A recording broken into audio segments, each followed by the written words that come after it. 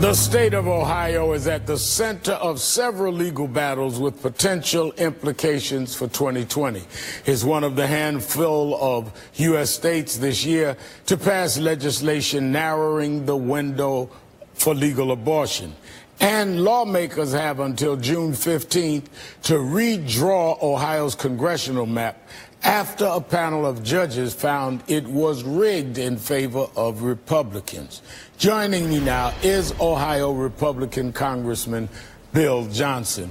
Congressman, the legislation around abortion, isn't it really a political move, a non-starter, since the Supreme Court, including some that were interviewed for their confirmation to the court, nominated by President Trump, gave the clear indication that they were not about trying to reverse any of the laws that had been law for the last several decades, like Roe versus Wade?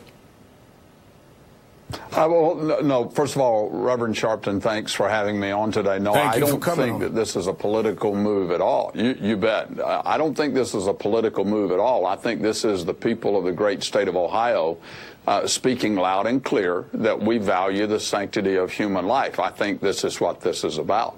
Well, what about the value of women's rights to choose? What about the value of privacy? Because we all know that we're talking really about whether or not you end legal abortion. People that want to get an abortion are going to get them regardless, but it will go back to the track of dangerous abortions and abortions that can be done in ways that can both hurt the mother and potentially the child that they are potentially going to bear once it becomes a child, if it becomes a child, I should say. And we can argue about when a human being becomes a human being, but clearly we can't argue that we don't really think people are going to stop having abortions. We're talking about whether they're going to have a legal right to a safe abortion. Well, you know, here's what we can agree on. You're right. There's a lot of debate around when human life begins. I personally believe that it starts at conception. The scriptures that both you and I subscribe to tell us that. But I can also tell you, you and I, the one thing we have in common, we've got 2 daughters. I've got 2 daughters and 4 granddaughters. And I can tell you, I got that phone call. And oh, by the way, congratulations. I know you're expecting your first grandchild. No, he's almost 5 months old, but thank you. Oh, well, you're welcome. Well, I remember when I got the phone call that my daughter was pregnant. She was a senior in high school. And there were many people that tried to get her to get an abortion. And I am grateful and thankful that she stood on her principles and her beliefs, and she decided to have the baby. And that baby brought great joy to many of us. And the one other thing that we can agree on, Reverend Sharpton, is that abortion is the intentional killing of an innocent human being. That's what it is at its core. And this is what the law in Alabama, the new heartbeat bill that has been signed into law, that's what that is designed to stop. But you and I may agree in some parts on religion, and I can debate where we disagree. But this is not a theocracy. We don't have the right to impose our religious beliefs as law. We're not talking about what we agree with in church. We're talking about law. If we set that up, then somebody from another religion can come to power and impose that law on us. So how do we protect our freedom of religion if we're going to make religion the basis of law? Well, I think murder is murder, whether you're talking about it from a religious concept or a political or a legal concept.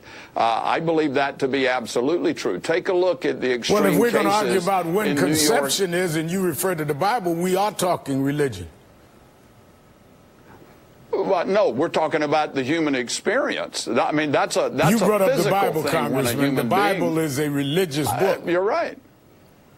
Yes, it is. It's the scripture, and you and I both subscribe to that same scripture. But you can't run the law by scripture. A human being. Don't people have the right not to believe in the scripture as well as, and often as I preach, people have the right to reject my religious thoughts in a democracy?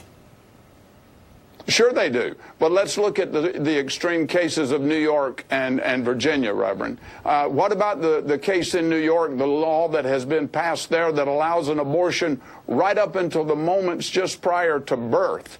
I mean, is that child not a human being at that point in your view? But again, we can define where we do it law. We can define where we want to go with where human conception, or whether it's late, is when a human being is a life. But you can't do it based on the Bible. Let me go on to another point, because I don't want to run out of time. Gerrymandering. How do you feel that judges have said that in your state that they drew the map and rigged it for the benefit of your party?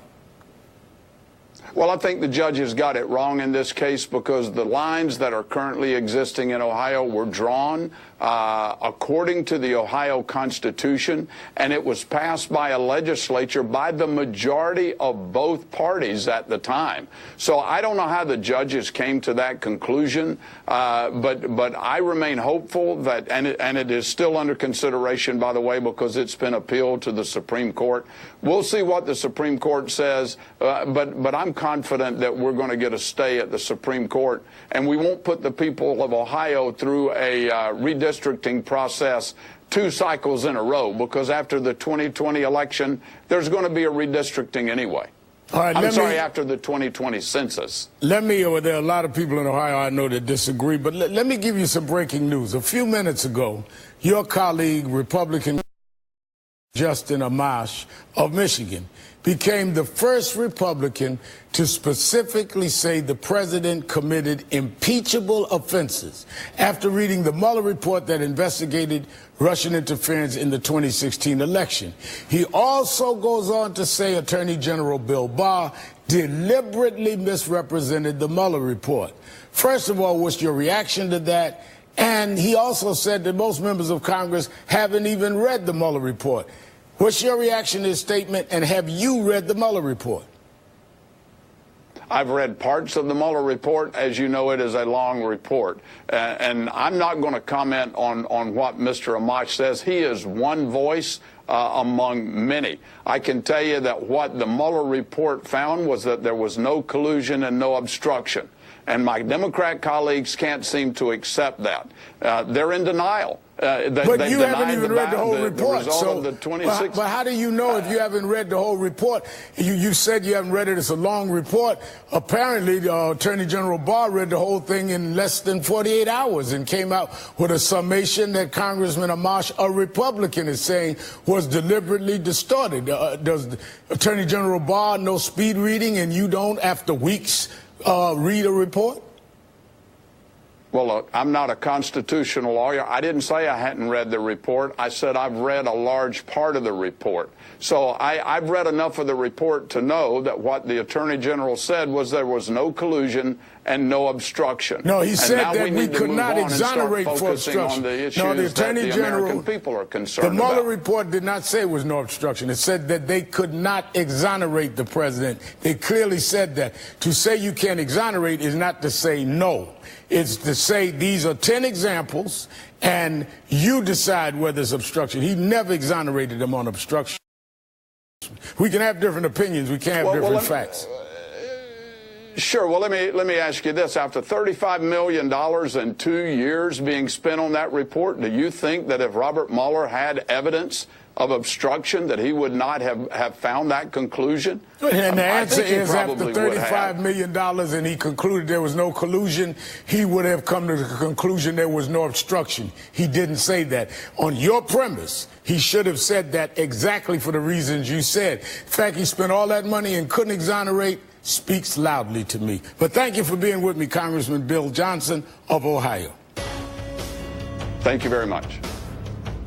Coming up, President Trump has a well-documented history of spinning facts. One of his latest mistruths, how tariffs on Chinese imports impact the wallets of American consumers. I'll dig into that next.